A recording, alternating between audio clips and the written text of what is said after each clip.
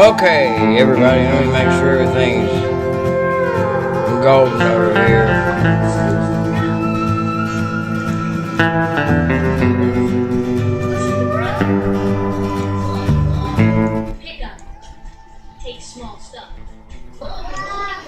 Hey, I'm doing my show. Oh, well, what you need, buddy? Heck, everybody in here is family, I think. Anyway, what? Yeah, go ahead. Go ahead.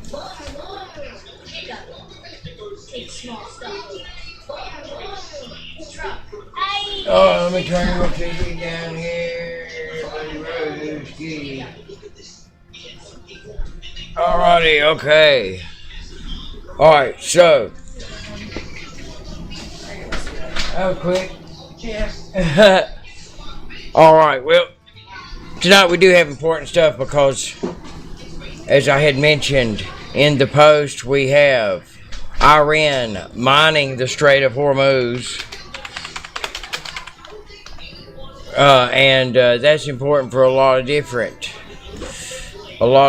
reasons, but let's go ahead and watch this quick news report here on Trump warning Iran against putting mines in the Strait of Hormuz, and this is 1 hour ago. Today will be the most intense day of strikes yet under Operation Epic Fury. This is the president has offered kind of mixed signals on how long the fight could last. Yesterday he called it a short-term excursion. Now let's bring in the United States Marine Corps Navy veteran John Vick. John, welcome to the show. Thank you for coming on. And I think, you know, as we talk about the execution of this conflict, at least right now, a lot of the conversation has turned to the Strait of Hormuz, not very far from where I am in Dubai, and whether part of this, because earlier in the briefing they were talking about taking out, the Iran's ability to launch missiles and drones. And part of this is also making sure there aren't any mines in that strait.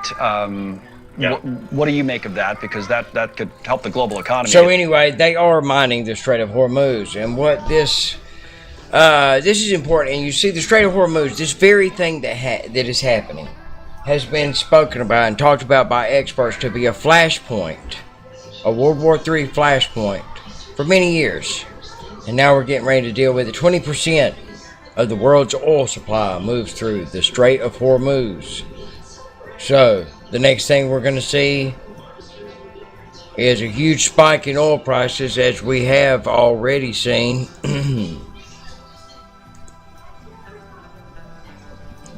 And then we got one more piece of very, very important news, and that is that yesterday information was intercepted that indicates that Iran is activating sleeper cells abroad, meaning that they're going to be launching sleeper cells in the U.S. So, what could that possibly mean? Well, cities aren't,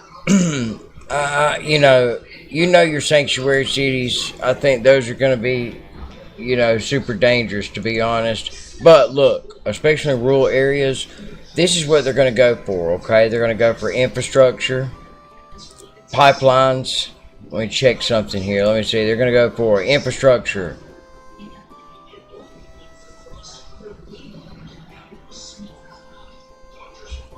Alright, here you go. Ports, power grids, pipelines, transportation systems. So, obviously, and this is something that I preached on for years, is that our entire system is flimsy. It's not nearly as concrete and stable as everybody thinks it is. Everybody thought the United States, and boy, this is just, everything is made in steel and everything works. No! Look at how flimsy the rubber industry is.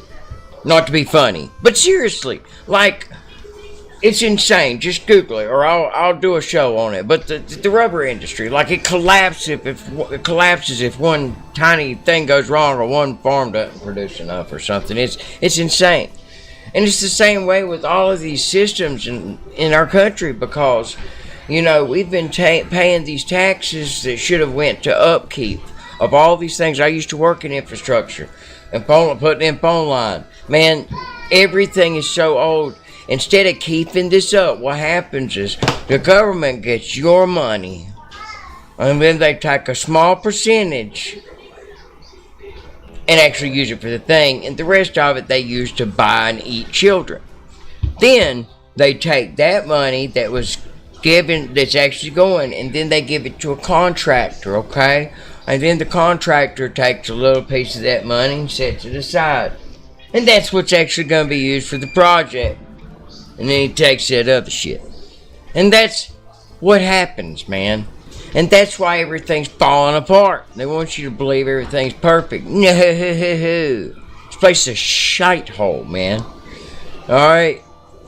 So, that's why. And what I was getting at, that's totally had nothing to do with what I was getting at.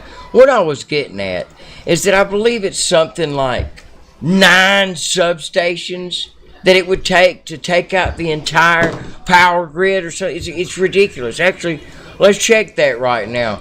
I want to know. Maybe it's just some. Maybe I'm wrong. That's why we do this here on the show. Let's see.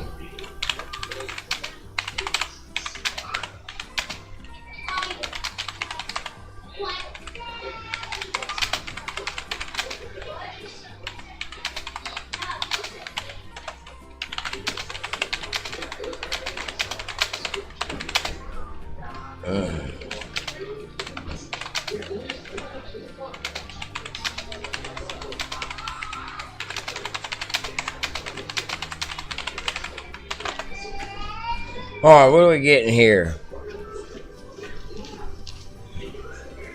Okay, so let's just read this in its entirety here. Yeah, you're thinking of a figure that's been floating around for over a decade. It's 9 critical electrical substations, specifically high voltage transmission ones. This comes from a 2013 to 2014 Federal Energy Regulatory Commission study that was leaked to the Wall Street Journal. You okay, buddy? The analysis model scenarios were coordinated attacks like physical sabotage on just 9 key interconnection substations out of more than 55,000 total across the U.S. could trigger cascading failures and cause a nationwide blackout lasting weeks to months, potentially 18 months or longer in the worst case, especially if it also hit a major transformer manufacturer, since those large custom transformers take ages to replace. The idea is that the small number of these keystone points handle outsized portions of power flow between major grid regions. The Eastern Interconnection, Western Interconnection, and Texas ERCOT, taking out specific combinations like roughly 4 in the East, 3 in the West, and 2 in Texas, could collapse the whole system under high demand conditions.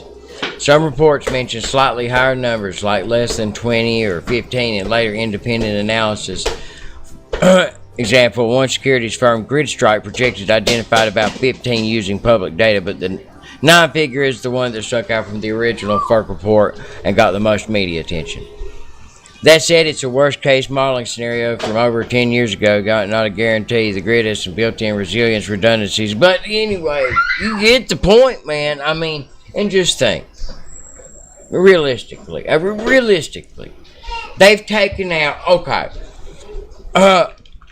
of the number of illegal, what I'm looking for is the number of illegal aliens that came in under Biden. What percentage of those has been deported?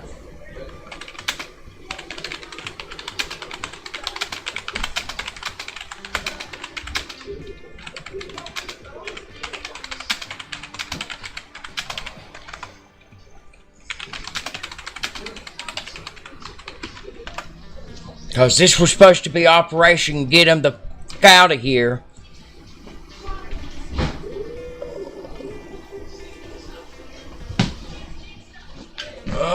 So, I mean, realistically, man, you know, they threw it on the news in front of our face.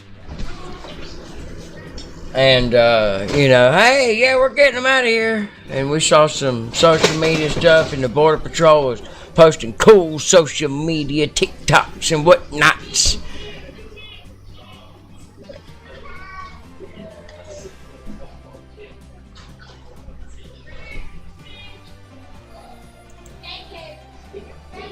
Well, we're taking a minute to calculate this, I'll tell you. Okay.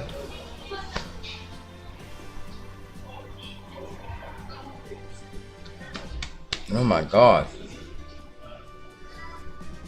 Okay. Anyway, what I'm guessing the result of this is going to be is that a tiny fraction of them have been deported. So we've got still millions of middle-aged third worlders here about to get the call.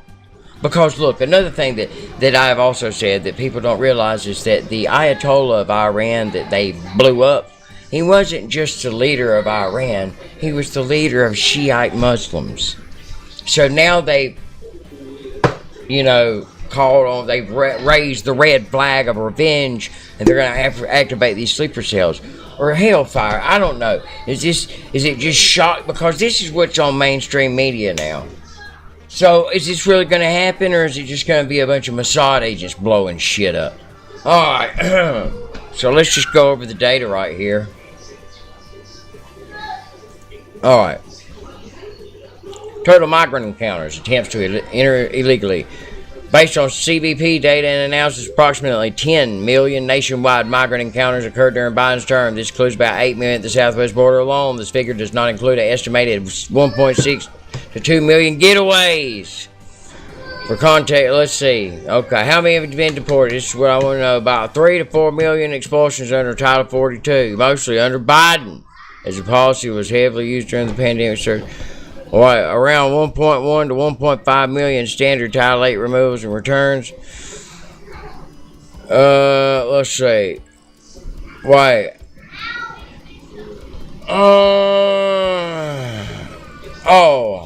Okay, let's go. How many have been?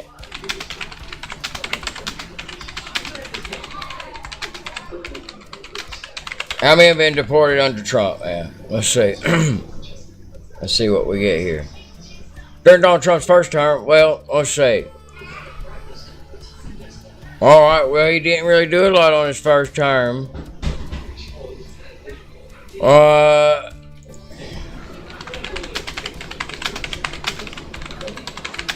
about his current term? Why would I want to know? Let's see. You gotta be kidding me, man.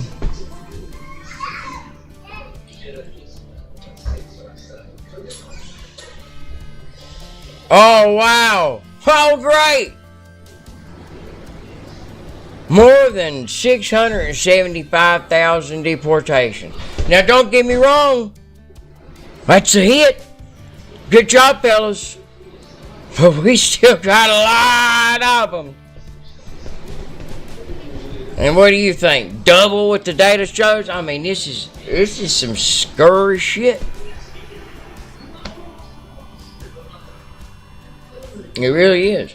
And, but like I said, our infrastructure, that's the first thing we're going to have to deal with. Poof! Power out. Then how do we communicate? So, look, that's what we need to get working on. That's my number one goal in the next few days, is to come up with some line of communication. We figure out some type of communication.